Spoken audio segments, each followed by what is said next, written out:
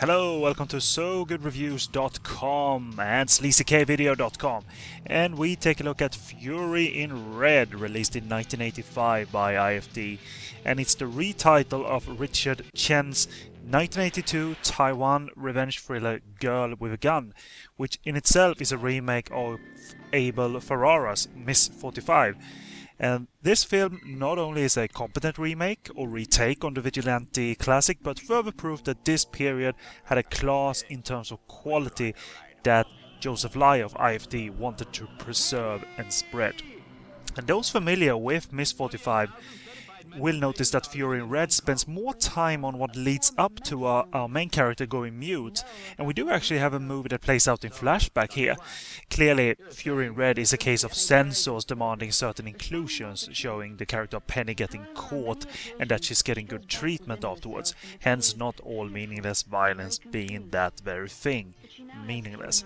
This new structure reeks of social consciousness as well as being a censor demand, but it actually works rather well, as it doesn't feel like a piss-poor demand made against director Richard Chen's wishes.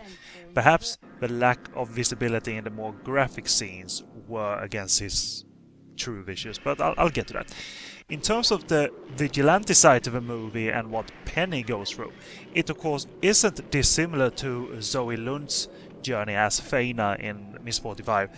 Something very irrational, unmotivated and degrading happens to both characters, and this meaninglessness spills over to the run of vengeance against other random humans. When tragedy upon tragedy is thrown at a character, no wonder your faith goes out the window, and the choices are more painted in blood than rational answers, obviously.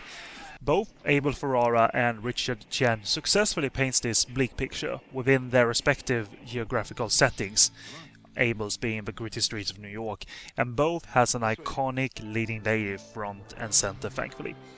And following the same character beats as Zoe Lund's Feina, one major addition of Richard Chen's is an incredibly affecting scene of Penny witnessing a group of deaf-mute people in a sing-along of He's Got the Whole World in His Hands.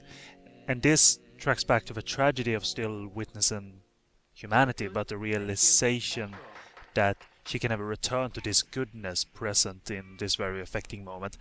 This is the uniqueness that Taiwan brought to this story.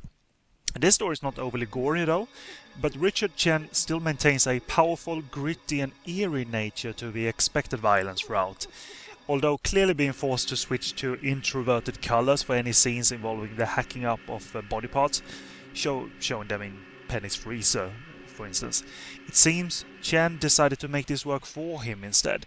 It's very eerie actually looking at it introverted. So in essence, and summing up rather quickly, Fury in Red maintains a basic nature, like Miss 45 also had, that makes it all the more deep and powerful, just like Miss 45.